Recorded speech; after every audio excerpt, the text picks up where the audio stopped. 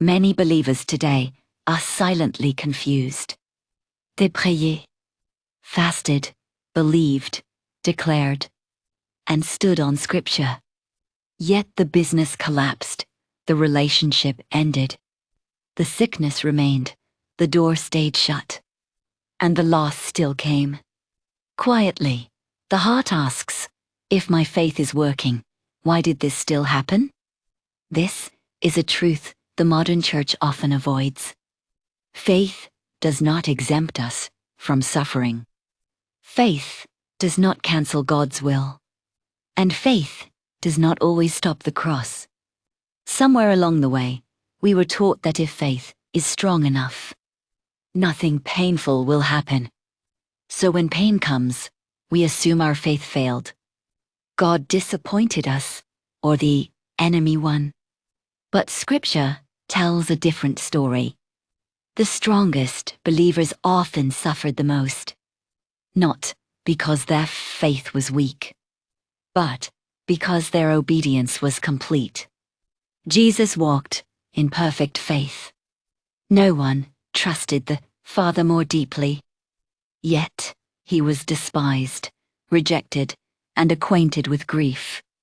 In Gethsemane, he prayed, "Father, if it is possible, let this cup pass from me." He knew suffering was coming, asked for another way, and still submitted. Miracles had happened, lives were changed. Yet the cross remained. God's will, because sometimes deliverance would destroy the assignment. Paul healed the sick, raised the dead, and carried divine revelation. Yet he lived with a thorn in the flesh. He prayed repeatedly, but God answered him with truth. "My grace is sufficient for you." God did not change the situation because he was strengthening the vessel. Paul did not lose faith. He embraced weakness as a place where God's power rests. Faith is not a remote control for God, nor a guarantee of comfort. Faith is trust even when the outcome hurts. Hebrews speaks of believers who were mocked, imprisoned, and killed, yet all were commended for their faith. Pain does not mean God was absent, and suffering does not mean faith failed.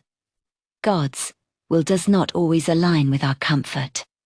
Sometimes it breaks us, delays us, or costs us deeply, not because God is cruel, but because He is